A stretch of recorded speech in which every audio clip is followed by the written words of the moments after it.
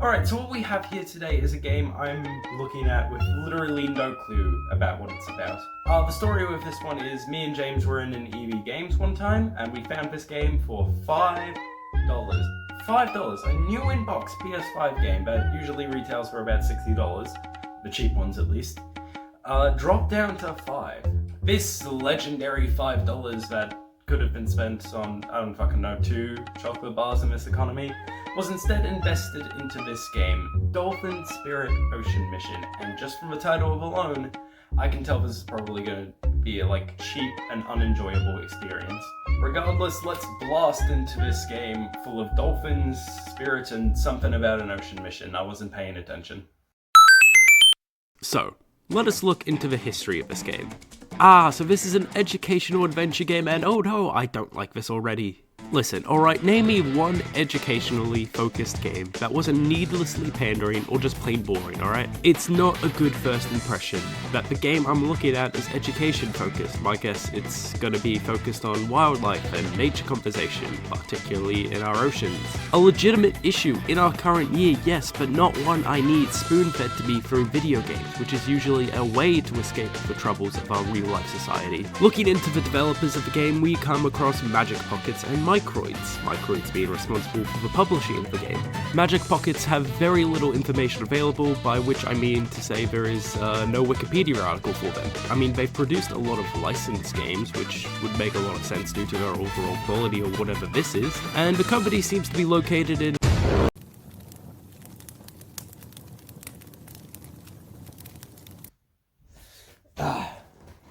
Now, where were we? Microids is French too. Nope, I'm done.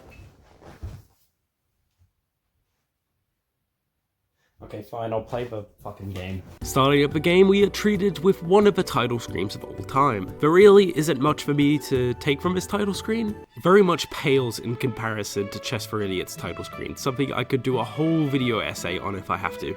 Digging the music though, this ain't too bad for what's basically an unlicensed licensed game. In this game, you get the choice between man and woman. Their names are irrelevant, I don't even think they're brought up once. I picked the girl because she has a more interesting design, and off we go. So this is Dolphin Spirit Ocean Mission. We are on a boat. Whoa!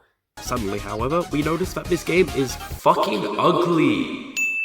A mysterious voice calls out to us and oh no, a dolphin, fucking hell, call the police before it molests a pufferfish. No, actually, this dolphin is trapped in wire and trash and shit. We dive into the ocean to rescue it with scuba gear that just happened to be on the boat. Question, is this ours? Or was it just on the boat? How did we get the wetsuit too? It just magically appeared on us. Whatever, let's just help this fucking dolphin. We free the dolphin through the power of just grabbing stuff off, and now it's free. Let's go, the mission's done. Now we have arrived at our destination, a tropical island that I can't be bothered to remember the name of. Let's call it Dogshit Island, because that's what it looks like. Alright, I understand that this game was probably made on a lower budget, and they couldn't invest too much into the looks. But as we'll see later, this is the least of the game's problems. Here we have Grandpa and this big lad over here. Both of them look like they've been ripped out of a PS2 game from 2008.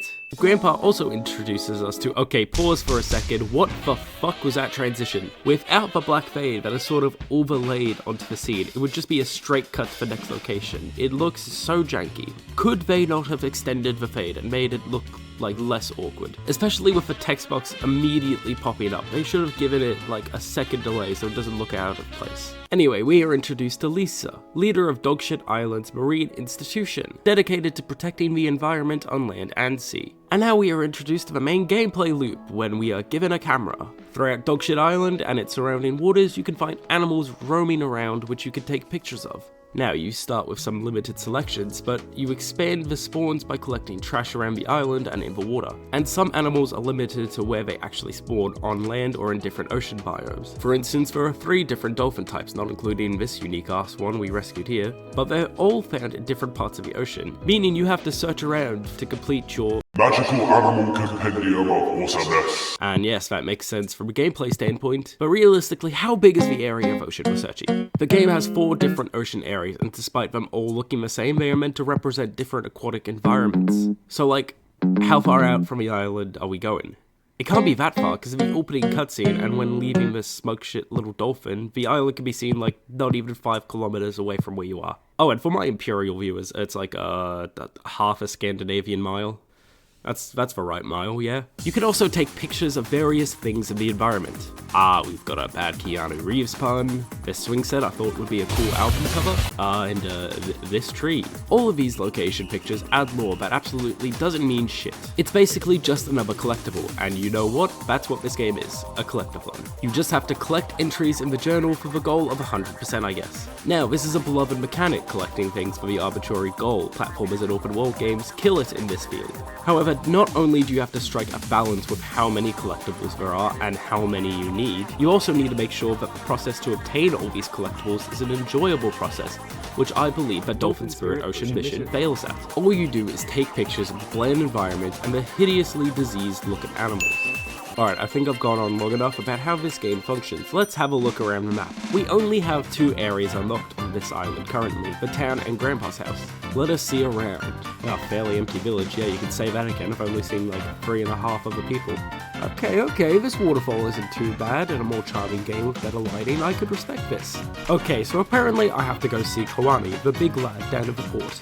You see, since we're assisting the Marine Institution's goals of environmental protection, we have to clean up all the rubbish on the island. Jesus, how much fucking trash is on this island? There's less than 10 people here. The game tries to explain that it was because of a storm that it's all spread across the island. How long ago was the storm? Yesterday, and you haven't done anything yet? Any longer, and it's your own fucking fault for taking so long and the animals leaving. Also, where did all this trash come from? Again, there are only 6 people on the island, and the game states that this island is isolated from other areas, so the trash must have come from here. So these people produce all this trash and just leave it on the island for a storm to blow it away. Is there not like a garbage barge to haul it away or something? I don't know much about island life, but there must be somewhere for it to go off the island. And one more thing, why am I the only one tasked cleaning it up? We see on future days, once we unlock more on the island, that there are other areas that are also being trashed, and the people in these areas haven't done shit to clean it up. So I'm beginning to think that the people of Dog Shit Island aren't really too concerned with the environment that they are protecting. We're off track again. We collect all the trash, triggering some birds to arrive. This one is the white tern, which... We can now go clean up the rest of the island, which as I discussed before is absolutely fucking gross with how much rubbish is around. Up at Grandpa's house is also a considerable amount of trash, like what the fuck, how? This area is nestled in the mountains, I think it would be more storm resistant. Is this Grandpa's own trash? Is he holding midnight raves on the island? Grandchild, you've got to try this new thing and I imported from the mainland, it's called fentanyl. So yeah, this game is very education based. Some of the lore of the game talks about how very important environmental messaging such as global warming and how these issues are very dangerous to the ocean and wildlife.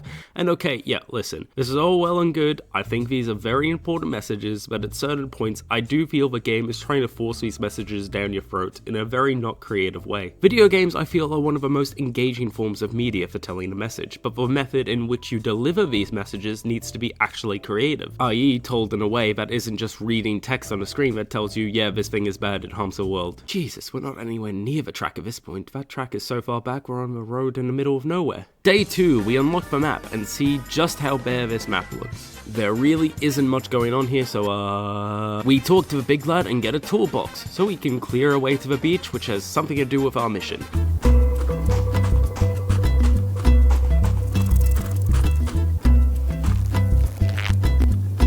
Gameplay! Oh, hang on.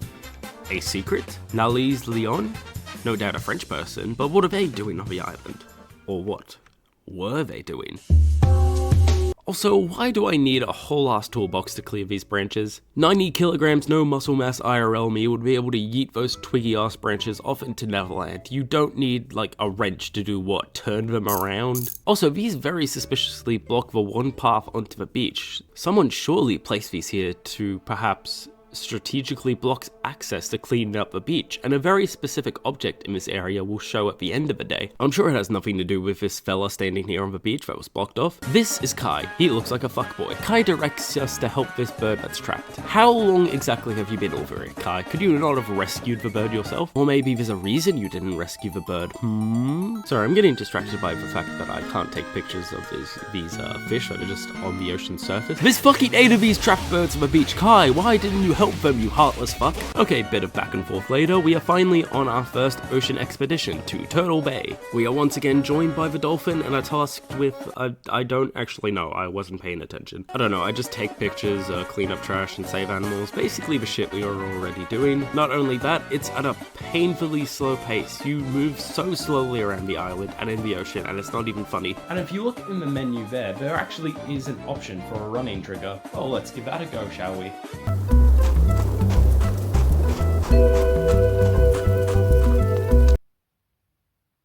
It doesn't work. Hi, it's me, Axel, from an unspecified amount of time in the future, because I have no idea how long this edit will take. You see, I would like you to remember this moment for when we actually unlock the running power-up. Please guess down below how many hours in-game it actually takes for us to unlock. Mission done. Goodbye, you creepy little mammalian fuck. Once we're back on land, we travel to the beach to meet Grandpa, where he elaborates on these ancient monuments. Ah, yes, grandchild, so the vent be hitting a bit different, and I can say with 100% certainty that touching this stone will give you immunity to jellyfish and shit. Well, I can't argue with that fantastic logic, and what? Well, now I feel more immune to jellyfish. Now I need to pause for a second, because we have the grounds for a very interesting theory. Why was the beach blocked? So from what we've seen, trash has been completely strewn across the island, much more than a regular storm would cause on a remote island like this one here. Key areas of the island have also been noticeably blocked off, including the way to the beach. Why is that so important? Well, because of the totem that rests on the other side of the beach. This totem isn't the only one on the island, but it is the first one you need to do in chronological order to progress through the next day's story. The lore of the game describes 5 guardians of the island that protect nature, and they each give powers that are key to the continued protection of the island. Without the ability to prove oneself to these totems, they can't unlock the ability to just help the rest of the totems by proving it themselves to the other totems. I'm going a bit off rails here. For instance, you can't prove yourself to the next totem, because on the next day, you need the ability to not be stung by jellyfish to get to the area where you're supposed to prove yourself. So blocking off the area to the totem and the area where we need to prove ourselves to said totem is a direct hindrance to our quest in this game. It's not going well. But who would do such a thing? Well, I have a person in mind. Let me ask you, who was specifically on the other side of the beach, which was blocked off? Kai. Unfortunately, a theory on Kai's motives doesn't exist right now. I have no idea why Kai would do any of this, because we don't know anything about him. We've just been introduced, and all the characters in this game are as blank as me.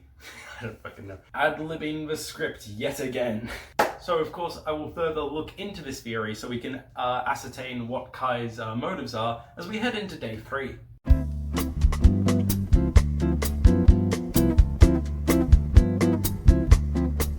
We can now explore this mountain path, and I spend far too much time walking up and clearing the path. At the top of the path, there is a man up here who I can't talk to. You, sir, I will call Tesco, named after the famous horse Jeremy Clarkson rode when he ran out of fuel in the Top Gear Burma special.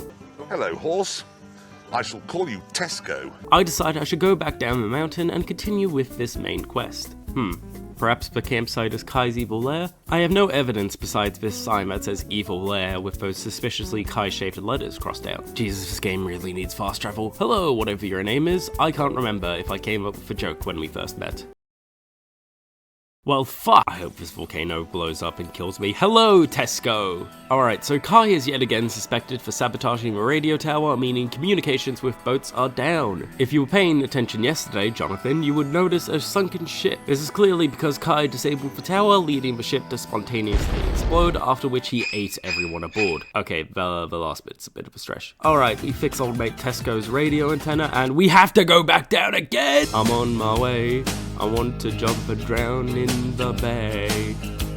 Aha, aha, aha, aha. So yeah, it's, I don't know, something about nets on the beach and, Okay, so back to my theory. I think Tesco might be in a union with Kai. You see, Tesco had plenty of time to fix the radio tower, much more time than Kai did to actually clean up the beach and rescue the animals. This is the third day we've been on the island, and Tesco has presumably been up on this mountain volcano the entire time. Tesco's cover story about his knees being bad doesn't really catch up in this situation. We obviously know that the camp on the mountain is Kai's. If you take the letters from Kai's evil lair, remove all the useless shit, and add T, C, and O, you get Tesco. I think Kai is working for Tesco's, the company, under order of none other than the CEO of Tesco's, John Tesco.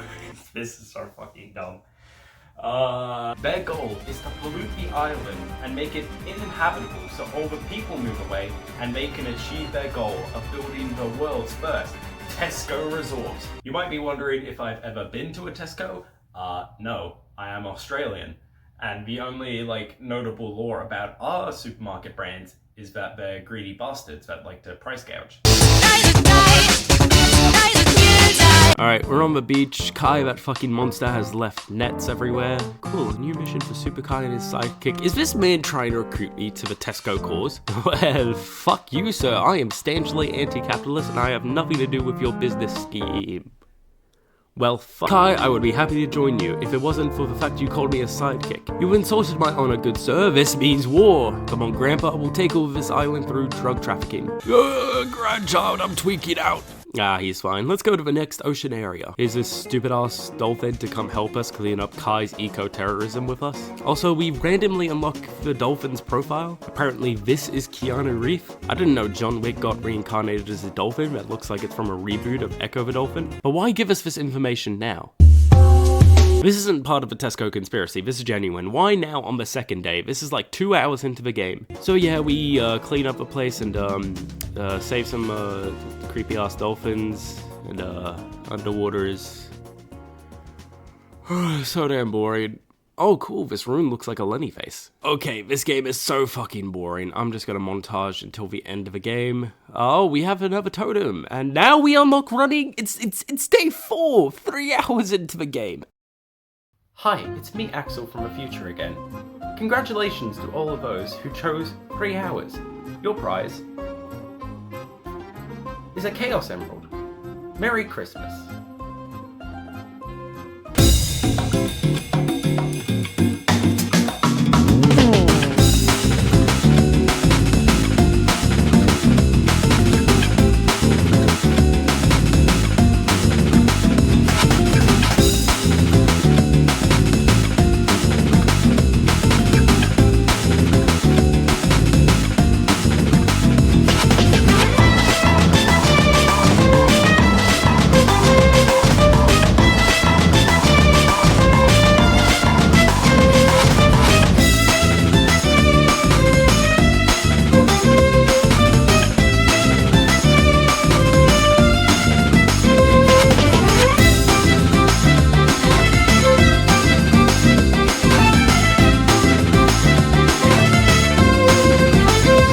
We have come to the game's final act.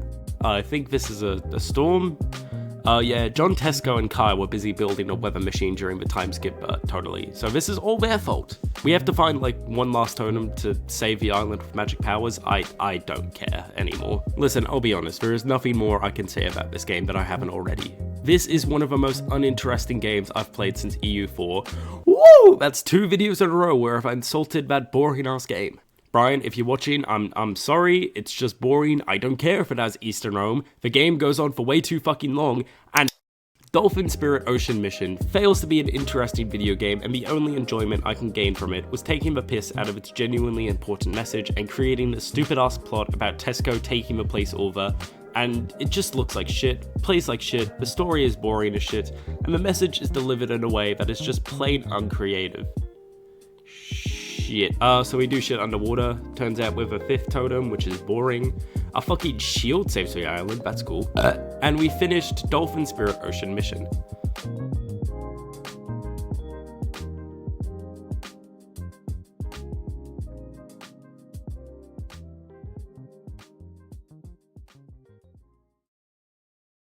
The only positive thing I can say about this game is the music. The music is the work of composer Jonathan Garnier, who, much like the rest of the team behind the game, has very little known about them, i.e. no Wikipedia article. But the music of the game was very enjoyable and relaxing. Here, have a listen.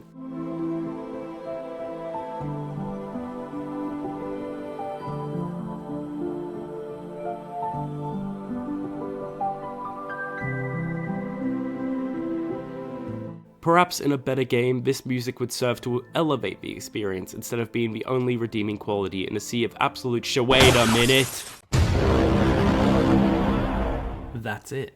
I have found the missing piece to this Tesco conspiracy. Do not ask why I'm holding a sword. You see, I originally thought that this person was simply a dev on the game leaving an Easter egg, but as we... Pardon me. Looking through the credits, no mention of Nally's Leon is anywhere in it. Thus, this means she must be a real person in the lore of the game. The sunken ship, the eco-terrorism, and Kai, the ringmaster of the Tesco conspiracy. You see, I very much believe that our mate Nally's was very much like us, a tourist to the island, one who also joined the association in the goals of protecting the island's nature and whatnot. They might have come on that boat that is sunken in the sea with supplies for the island to help with this goal. Of course, we know that Kai sabotaged that boat in the name of the mighty John Tesco, but why did he do that? Why, I ask, why? I think Nelly discovered Kai and Tesco's plan to turn the island into Tesco Resort, completely ruining the natural serenity of this location, and she was going to report it to the world so that, I don't know, Tesco's could get deleted. But once Kai sabotaged the radio tower, the only way to get messages off the island, Nelly's knew the only way out was by boat, which of course Kai sabotaged, leading to the boat sinking. I am certain that Kai is responsible for Nelly's death, all as a cover-up for the ultimate goal of the Tesco Empire. I have gone completely off the rails now. Well, there's only one thing left to do. Hey Kai, your game is F tier, and Nally says bonjour.